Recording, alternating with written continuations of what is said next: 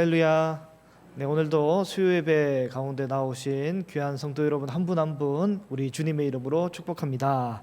네, 인생을 살다 보면 내 평생을 좌우할 만한 아주 특별한 영적인 경험을 하고는 합니다. 그 영적인 경험을 한 이후에 인생이 바뀌는 특별한 영적인 경험들이 있습니다. 그만큼 소중하고 강렬하고 또 오래 기억 남을 만한, 평생의 기억에서 사라지지 않을 만한 기억이 있습니다.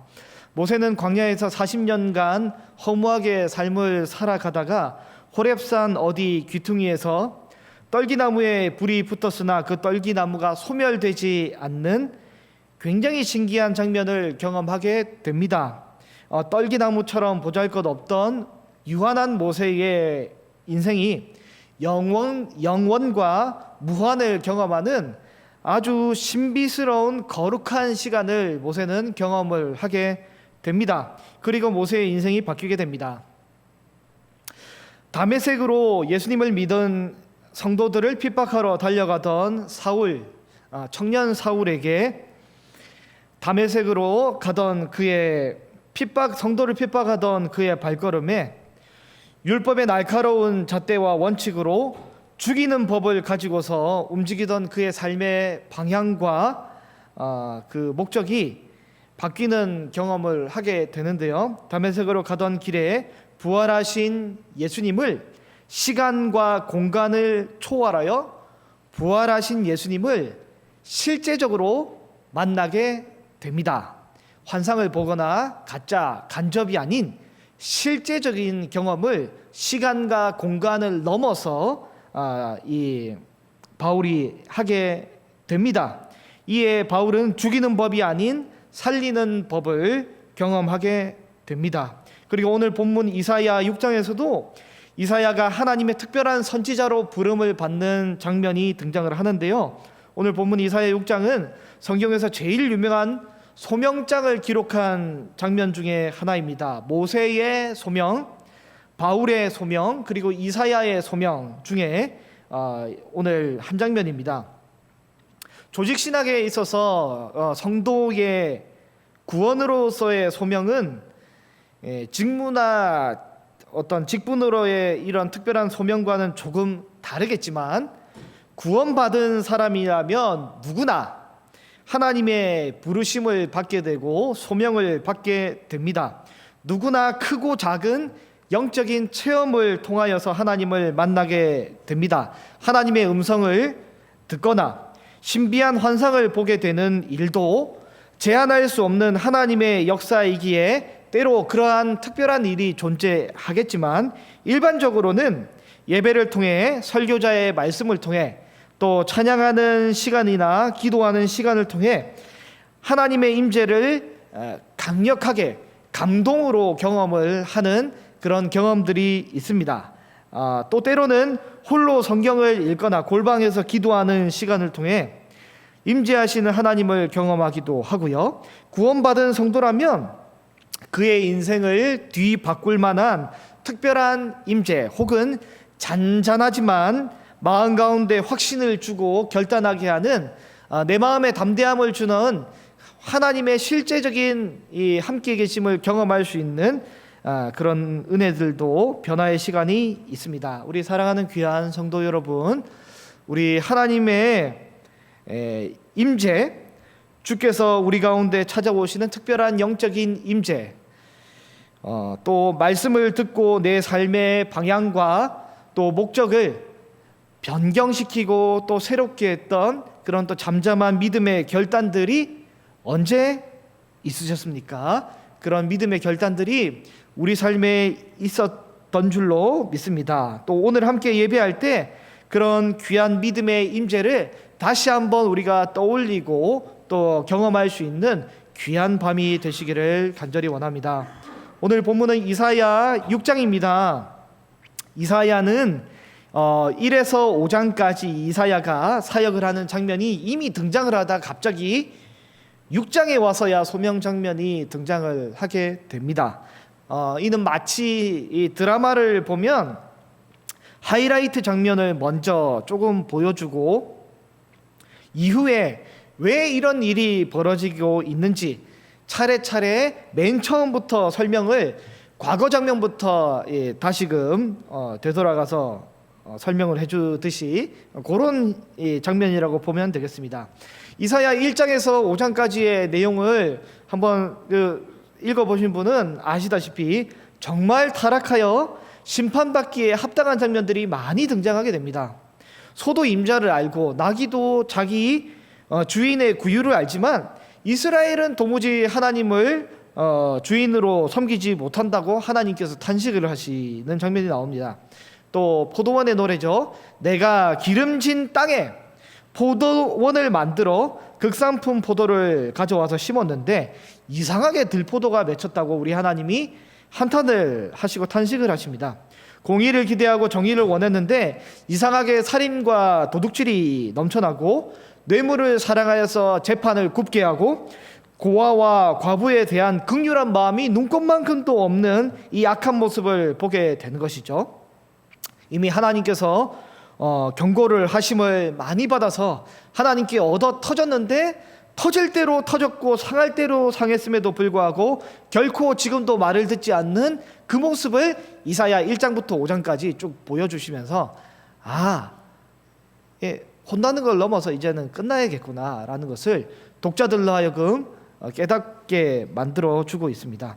이사야 1장에서 5장까지의 이러한 영적인 상황과 배경을 충분히 설명한 후에 오늘 보면 이사야 6장에는 이사야가 이러한 백성과 상황 중에 하나님께 특별한 부르심을 받고 있습니다. 이사야가 언제 부르심을 받았나요? 그가 살았던 시대적인 배경은 언제인가요? 오늘 본문 6장 1절에 보면요 이렇게 되어 있습니다. 우시야 왕이 죽던 해에 내가 본즉 주께서 높이 들린 보좌에 앉으셨는데 그의 옷자락은 성전에 가득하였고. 우시야 왕이 죽던 해, 우시야 왕이 죽던 해가 바로 시대적인 첫 번째 배경이 되겠습니다.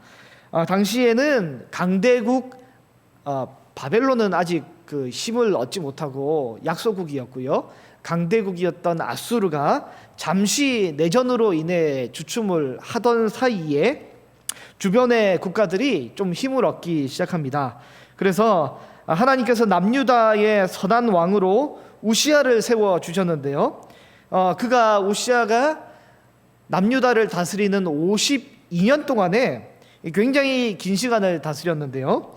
군사적으로 경제적으로 상당히 안정된 시기를 보냈습니다. 특별히 우시야가 농사 짓는 것을 되게 그 취미도 가지고 있었고 좋아했고 기술을 잘 개발하여서 백성들이 윤택한 삶을 살도록 만들어준 좋은 인물이고 좋은 왕이었습니다.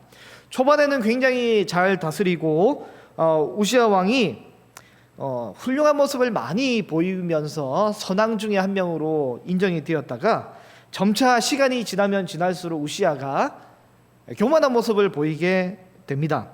그리고 조금씩 변화가 되기 시작합니다. 자신이 왕이기 때문에 고대 근동의 여타 왕들처럼 나라의 모든 것이 마치 나의 왕국, 나의 것으로 여기기 시작을 하였습니다.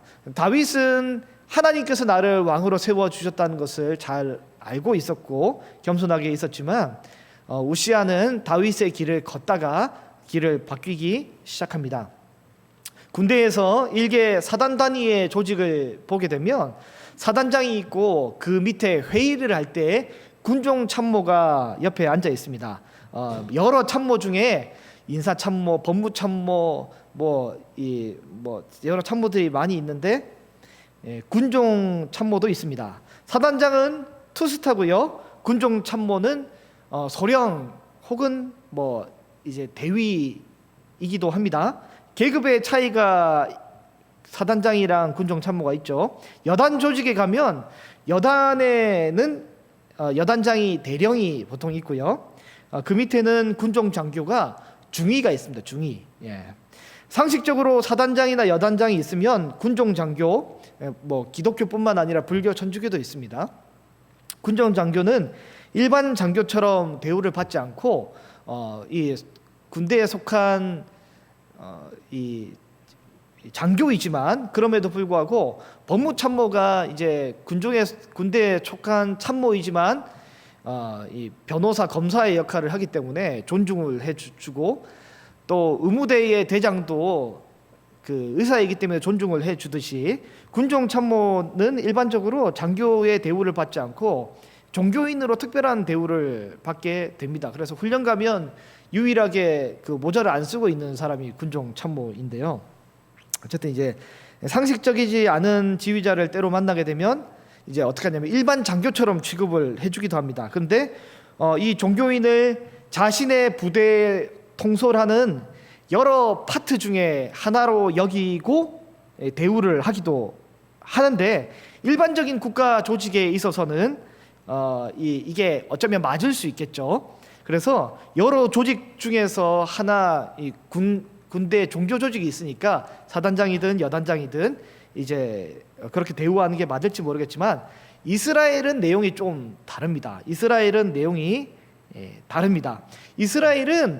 하나님이 왕이신 통치하시는 나라이기 때문에 왕은 이 종교 단체를 자기 마음대로 손에 휘두를 수 없습니다. 선지자를 자기 마음대로 죽일 수도 없고 제사장을 자기 마음대로 죽여서는 안 됩니다. 하나님께서 통치하시는 나라이기 때문에 하나님의 말씀에, 선지자의 말에 왕이 복종을 하느냐 하지 않느냐에 따라서 그 왕이 하나님을 섬기는 왕인지 그렇지 않은 왕인지 구분이 되기 시작했습니다. 우시아가 초창기에는 하나님을 왕으로 모시고 겸손하게 다윗의 길을 따라서 나라를 통치했지만, 시간이 가면 갈수록 그의 예배의 자리에서 벗어나서 국가를 경영하는 관리자로서 성전과 그리고 예배의 이 종교 시스템을 심지어 하나님까지도 어쩌면 통제를 하려고 시도를 합니다. 사울과 같이 실수를 하게 되는데요. 제사장만이 집례할 수 있는 분향을 본인이 스스로 진행을 하려다가 내가 왕이니 내가 분향하겠다라고 분향하다가 갑자기 이마에 저주의 상징인 나병이 발생하여서 아주 급하게 성전에서 제사장들에 의해서 추방이 되어서 별궁에 위폐되고 10년간 비참한 인생을 살다가 결국 인생을 마무리하게 됩니다. 그리고 때가 되어서 쓸쓸히 우시아 왕은 죽게 되었습니다. 나라에 어쨌든 이제 그 외부적인 경제적인 군사적인 상당한 안정을 준 그런 나라의 전성기가 어쨌든 끝이 난 겁니다. 그 우시아 왕이 죽던 해에 이사야는 아마도 고민이 많았을지 모르겠습니다. 근데 그가 지금 하나님 앞에 서 있습니다. 온 세상의 왕이신 만군의 여호와 앞에 지금 서 있습니다. 우리나라 왕이 죽어서 마음이 서글프고 아픈 그 상황 중에 이사야가 환상을 보았는데, 만군의 여호와, 온 세상의 왕, 천사와 그 이제 천군의 지도자이신 여호와 앞에 서 있습니다. 여타 일반적인 궁중의 선지자들은 국가에서 주는 월급을 받으며 예언을 하였기 때문에 그 예언이 좋을 때도 있고 굽을 때도 있었습니다. 그런데 유대 전승에 의하면 이사야는 왕족입니다. 아마사의 형제로 추측을 하는데요. 그래서 언제든지 자유롭게 왕궁을 출입할 수 있던 사람이고, 이제 급여를 받는 사람이 아니기 때문에 그의 선지자 발언에는 뭐 제한이 없었습니다. 그래서 그는 유다 궁궐 왕족이기 때문에 내부의 모습도 잘 알고 있고, 또 유다 왕의 보좌 인접하여 보았기 때문에 왕궁의 이 모습과 또 왕의 보좌의 모습이 너무 잘 알고 있었기 때문에 오늘 본 환상을 통해서 그는 천상의 왕국에 대해서 아주 자세히 잘 묘사할 수 있었습니다. 오늘 1절을 다시 보면, 우시아 왕이 죽던 해에 내가 본즉 주께서 높이 들린 보좌에 앉으셨는데 그의 옷자락은 성전에 가득하였다라고 표현하고 있습니다. 이사야의 환상을 보았는데 주께서 높이 들린 보좌에 앉으셨습니다. 이 세상 그 어떤 왕보다 어느 나라에서 관찰한 그 왕보다 더 높은 보좌에, 더 큰 보좌에 우리 주님이 앉아 계시고 통치하고 계십니다. 종교적으로는 조금 교만하고 부족한 면이 있어도 인간적으로 꽤나 괜찮았던 우시야 왕이 죽었는데, 이사야가 영적인 눈을 들어보니 하나님께서 유다의 진짜 왕으로 계셨던 것을 지금 보게 됩니다. 유다의 왕이, 우시야 왕이 있긴 했지만 진짜 나라를 통치하시는 분은 하나님이셨구나, 이사야가 경험하게 됩니다. 우시야가 나라를 잘 다스려서 잘 돌아간 것이 아니라 하나님께서 붙잡아 주시고 보호해 주셨기 때문에 나라가 잘 되었구나라고 깨닫고 있는 것입니다. 하나님의 옷자락을 보니 우리 하나님의 옷자락은 어떻습니까? 온 성전에 가득하게 됩니다. 온 성전에 가득하게 됩니다. 옷은 신분을 상징합니다. 옷이 길면 길수록 높은 존재입니다. 하나님의 옷이 너무 길어서 온 성전을 다 덮고도 남을 만큼 성전에 가득합니다. 이렇게 웅장하고 경이로운 장면을 이사야가 보고 있습니다. 지금 이사야는 하늘 성전에, 하늘 궁궐에 천상 어전 회의에 지금 이사야가 부름을 받고 서 있습니다. 지금 굉장히 어리둥절하고 있습니다. 난 누구고 지금 내가 왜 여기 있는가? 이사야는 어리둥절하고 있는데요.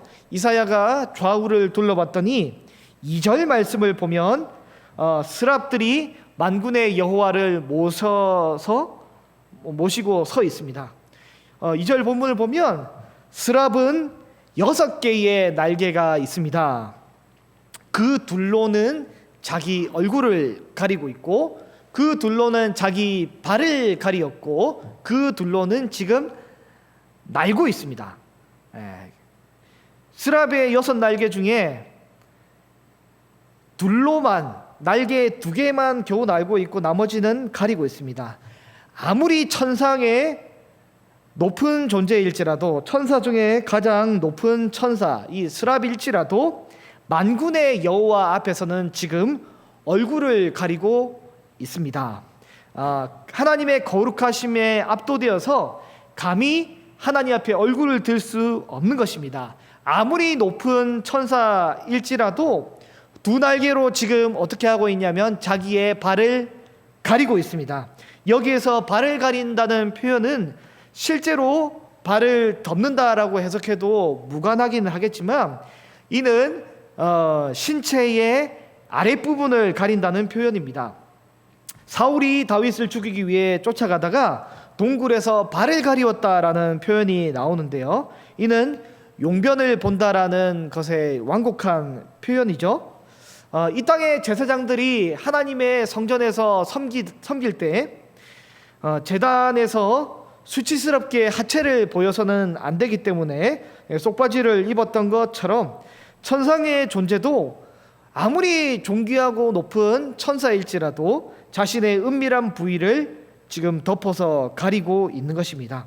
이 세상에서 가장 깨끗한 그 누구라 할지라도 거룩하신 하나님 앞에 있을 때에 자신의 모든 것이 수치스러울 수밖에 없는 그런 모습입니다. 스랍은 지금 겨우 6개 중에 2날개만 가지고 하나님 앞에 날면서 건사하고 있습니다. 저는 진공청소기로 이 청소를 할 때 한 번씩 온 집에 불을 다 끄고 청소를 합니다. 왜 불을 끄냐면 먼지가 잘 안 보여서 반대로 불을 끄거든요. 주변이 다 어두워지면 진공청소기를 켜면 진공청소기 앞부분에 불빛이 나와요. 그러면 그 불빛만 비치게 되는데, 그렇게 되면 어떻게 되면 먼지가 굉장히 잘 보입니다. 만약 이 불이 켜져 있을 때는 먼지가 잘 안 보이지만 진공청소기를 불을 다 끈 다음에 거기만 딱 비추면 굉장히 그 먼지가 잘 보이더라고요. 우리가 만약 어두운 곳에 갔을 때, 뭐 운동장이든 체육관이든 어두운 곳에 지하든 어디 가셔가지고 커튼 사이로 살짝 한 줄기의 빛이 내려서 비치게 될 때 그 빛을 통해서 뭐가 보입니까? 우리 눈에는 잘 보이지 않던 굉장한 먼지들이 날아다니는, 부유물질들이 날아다니는 것이 보이게 됩니다. 어둠과 빛의 극명한 차이에서 평소에 보이지 않는 미세한 먼지까지 보이게 되는 것이죠. 세상 그 누가 봐도 존귀한 천사일지라도, 천사 중에서 가장 존귀한 스랍일지라도 거룩하신 하나님의 존전에 나아가게 되면 아주 굉장히 도덕적인, 질적인, 영적인 차이를 아주 극명하게 이 간극을 드러내기 때문에 하나님의 존전에 서게 될 때 굉장한 수치스러움과 부끄러움을 가지게 되는 것입니다. 이 세상에서 아무리 존귀한 존재일지라도 우리 하나님 앞에서는 서게 될 때 우리의 수치스러운 모습이 안 보이던 것이 아주 잘 보이게 되는 것이죠. 왜냐하면 하나님과 이 천사라 할지라도, 천사 중에 제일 뛰어난 스랍이라 할지라도 그 존재적인 이 질적인 차이가 어마어마하기 때문에 하나님 앞에 서게 될 때 무결한 천사일지라도 그 수치스러움과 부끄러움이 치를 뜰 만큼 우리 자기 자신의 이 존재와 격을 차이가 넘는 이 모습을 발견하기 때문에 그것을 우리는 거룩이라고 부릅니다. 거룩함, 우리 하나님의 거룩하심. 그 어떤 존재라도 구별되고 구분되고 그 어떤 존재라도 비교할 수 없을 만큼 도덕적인, 영적인, 또 이 공의와 긍휼과 모든 지적인 부분과 모든 것에서 존재할 수 없는 만큼의 엄청난 이 격차를 버리고 차이를 가지는 것이 바로 신학적으로 거룩함입니다. 하나님의 거룩하심, 아예 다른 그 차원적인 것이 바로 거룩함이죠. 하나님은 세상 그 누구보다 그 존재의 질적인 차이, 이게 비교 불가능하게 됩니다. 완전 구별이 되는 것이죠. 이를 거룩함이라고 하는데요. 그래서 그것을 경험한 스랍들이 3절에 이렇게 고백을 하는데요. 3절을 같이 한번 읽어 보겠습니다. 서로 불러 이르되 거룩하다 거룩하다.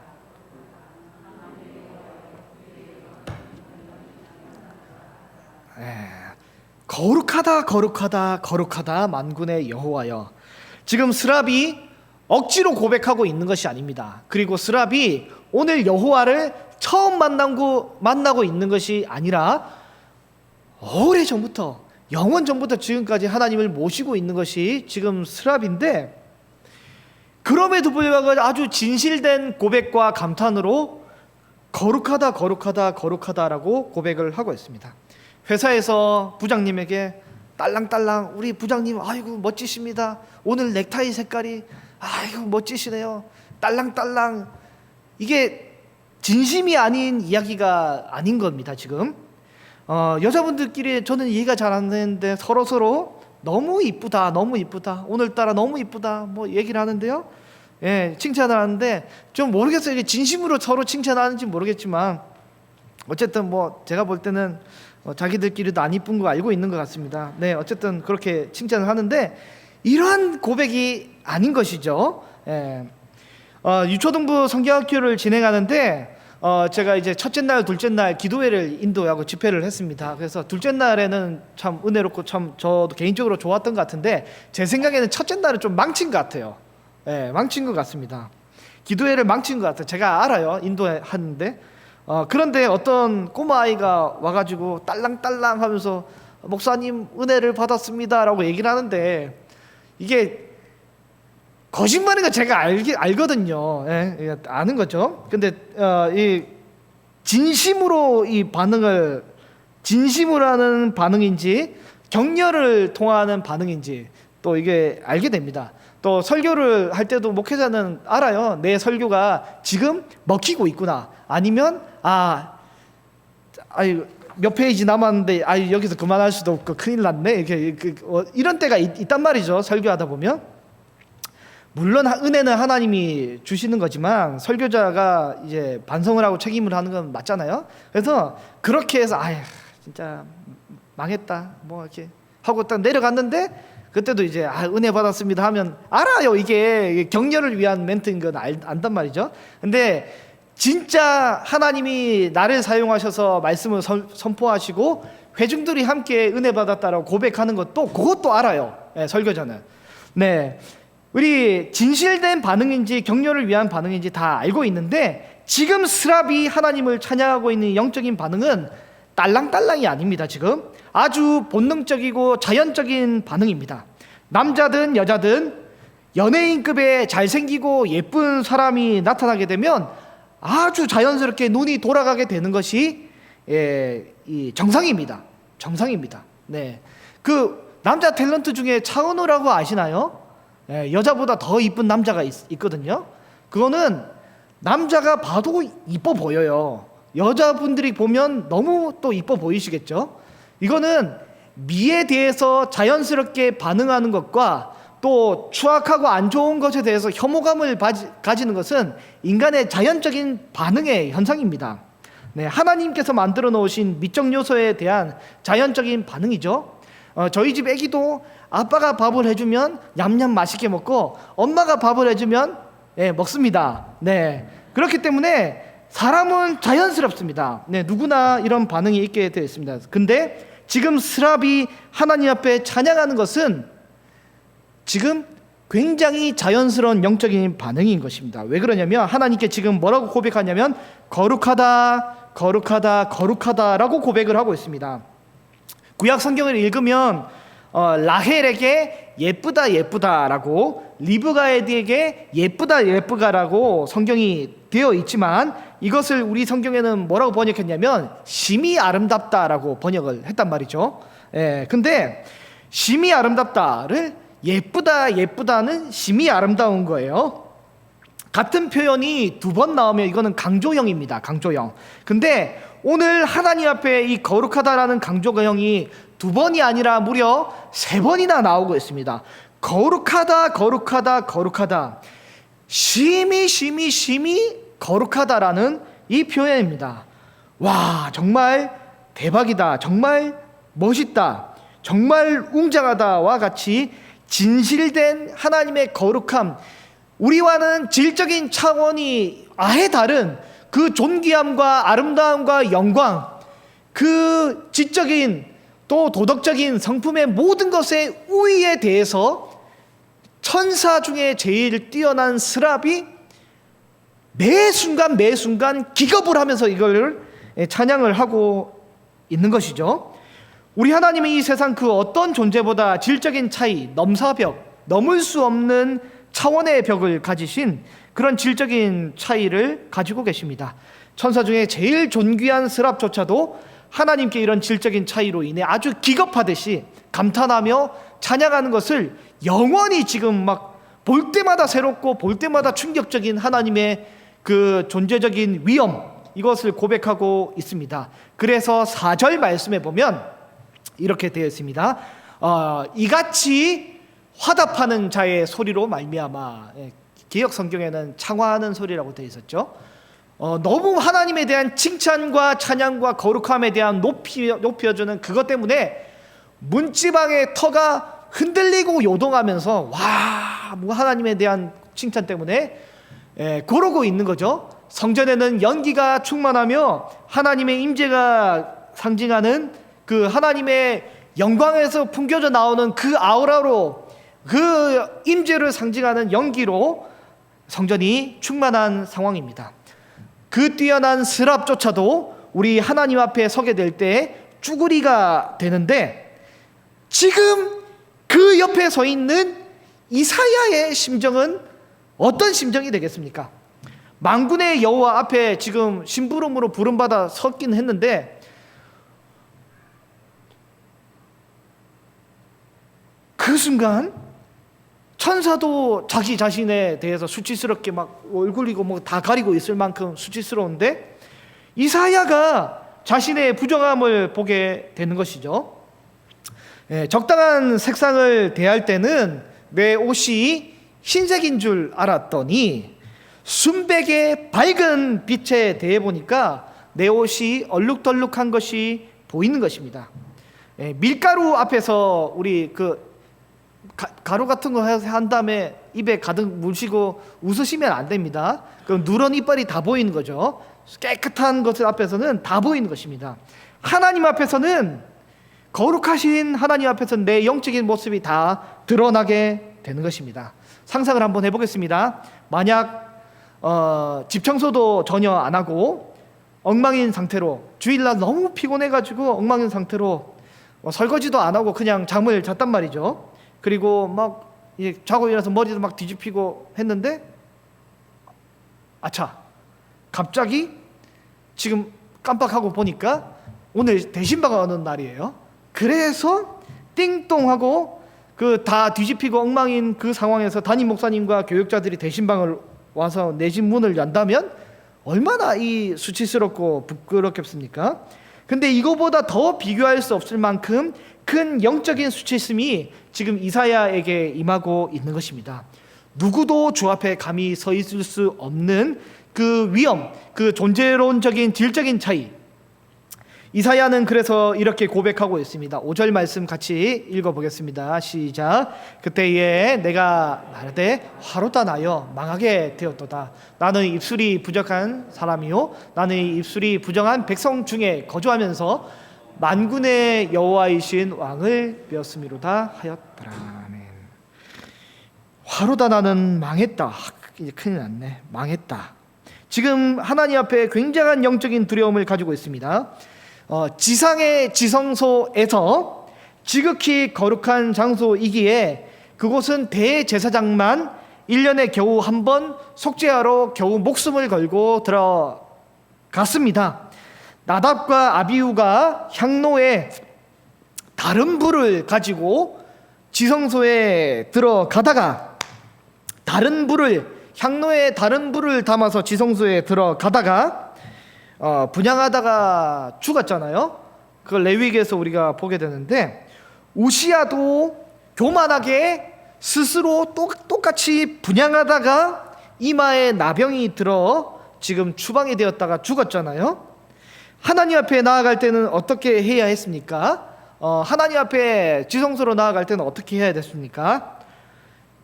뭐라고 되어 있냐면 레위기 16장 보니까 번제단에서 속죄 제사를 드린 이후에 속죄가 된 이후에 속죄 제단에서 속죄 제사를 드린 짐승을 태워 드린 그 제단에서 피워 놓은 그 불을 향로에 담아서 연기를 피우며 분향하면서 들어가야 죽지 않는다라고 되어 있습니다. 그냥 아무 불이나 다른 불을 가지고 가면 어떻게 돼요? 죽는 것이죠. 그러나 속죄가 된 불을 가지고, 깨끗하게 된 불을 가지고 지성소에 들어가야 죽지 않았는데, 한낱 이 땅의 지성소에도 사람이 누구나 감히 들어가지 못했는데, 부정한 상태가 아닌 정결하게 된 제사장들만 겨우 1년에 한 번 속죄하러 목숨 걸고 들어갔었는데, 지금 이사야는 대제사장도 아니고 속죄를 이루고 온 상황도 아니고 지금 아무것도 아닌 그 상황에 입술이 부정한 백성들 중에서, 나는 천상의 존재도 아니고 정결한 그룹도 스랍도 아니고 나는 입술이 부정한 한낱 백성인데, 그 중에서 똑같은 한 명인데 내가 감히 지금 천사도 벌벌 떨고 있는 질적인 차이를 가지고 계신 존귀하신 하나님 앞에 서 있는 것이죠. 스랍도 벌벌 떨고 서로 감탄하면서 하나님의 거룩에 대해서 노래하고 있는데, 그 중간에 아무것도 아닌 이사야는 지금 어떤 마음을 가지고 지금 이 천상 어전회의 앞에서 서 있겠습니까? 얼마나 두려운 마음과 얼마나 하나님의 거룩하신 이 질적인 차이를 아주 섬찟할 만큼 제대로 깨닫고 체험을 했겠습니까? 그때 하나님께서 이사야에게 천상계의 정결을 허락해 주십니다. 오늘 본문 6절과 7절 말씀입니다. 그때의 스랍 중에 하나가 부젓가락으로 제단에서 집은 바 핀 숯을 손에 가지고 내게로 날아와서 7절에 그것을 내 입술에 대며 이르되, 보라, 이것이 내 입에 닿았으니 내 악이 제하여졌고 내가 내 죄가 사하여졌느니라 하더라. 아멘. 하나님이 스랍을 통해서 그의 부정한 입술에 대해서 제단의 숯을 가지고 와서, 정결한 제단의 숯을 가지고 와서 깨끗하게 해주시는 거죠. 이 땅에서 모형과 그림자로 있는 성소에 임시적이고 일시적인 속죄 효과가 아니라,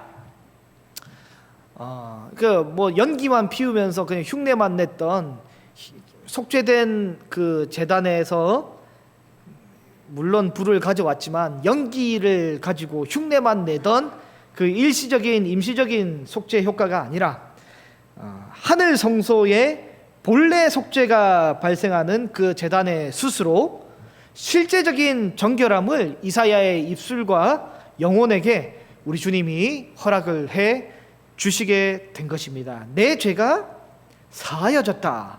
이사야는 여기서 엄청난 영적인 체험을 하게 되고 감격을 하게 됩니다. 이사야는 하늘 성전에서 만군의 여호와의 거룩하심을 경험하고 나서는 이 다음부터 하나님을 어떻게 부르냐면 여호와를 거룩하신 이라고 지칭합니다. 이사야는 여호와를 거룩하신 이라고 지칭을 합니다. 구약 성경 전체에서 하나님에 대해 거룩하신 이라고 표현하는 것이 22번이 나오더라고요. 22번 등장하는데 이 중에 17번이 이사야에서 등장하게 됩니다. 그래서 이사야는 하나님의 거룩하심에 대해 이 천상에서 경험했던 영적인 이 사건을 통해 아주 강렬하게 인상 깊게 체험을 하게 되고, 이것이 바로 이사야의 사역의 기초가 되게 됩니다. 우리 사랑하는 귀한 성도 여러분, 말씀을 정리해 보겠습니다. 이사야는 하늘 성전에서 거룩하신 하나님에 대한 환상을 경험하고 보게 되고 아주 특별한 경험을 하게 됩니다. 이게 말로 표현을 어떻게 할 수 있겠어요? 나랑 개나 고양이의 이 질적인 차이도 엄청난데, 나랑 천사의 이 질적인 차이도 엄청난데, 여호와 하나님과의 나의 이 존재적인 질적인 차이가 말로 표현할 수 없을 만큼 얼마나 크겠습니까? 이사야는 이것을 실제적인 경험으로 마음에 와닿게 정말 아주 강렬하게 이것을 경험을 하게 됩니다. 우리 하나님은 어떻게 단지 거룩하신 이 밖에 안 되겠습니까? 우리가 경험한 하나님은 어떤 하나님이십니까? 긍휼이 많으신 분, 우리 하나님은 참 따뜻한 분 아니십니까? 또 우리 하나님은 굉장히 지혜로우시고 전능하시고 무엇이든지 미리 다 아시는, 또 어디든지 계시는 무소부재의 하나님 아니십니까? 우리는 하나님의 여러 다양한 속성들을 다 알고 있습니다. 그러나 이사야는 특별히 이 거룩하신 하나님에 대해 아주 강렬한 경험을 하고 이것이 그의 평생의 모든 사역의 기초가 되었습니다. 사랑하는 우리 귀한 성도 여러분, 우리 성도 여러분은 어떤 하나님을 만나셨습니까? 어떤 어려운 순간이 있을지라도 내 삶을 무너뜨리지 않을 그 하나님, 그 어떤 하나님을 경험하고 만나셨습니까? 세상 그 어떤 사람이 나에게 공격을 하든, 심지어 이사야처럼 톱에 갈려서 죽는 그런 시간이 나에게 찾아올지라도 내가 부인할 수 없고 명확하게 선포할 수 있는 그 내가 경험한 그 하나님, 우리 사랑하는 귀한 성도 여러분, 어떤 하나님이십니까? 우리는 날마다 거룩하신 우리 하나님, 우리와 전혀 다르게 높고 귀중하신 질적인 차이가 있으신 존귀하신 하나님을 경험하고 체험하고 또 그 귀한 하나님 앞에 예배할 수 있는 저와 여러분이 되시기를 바랍니다.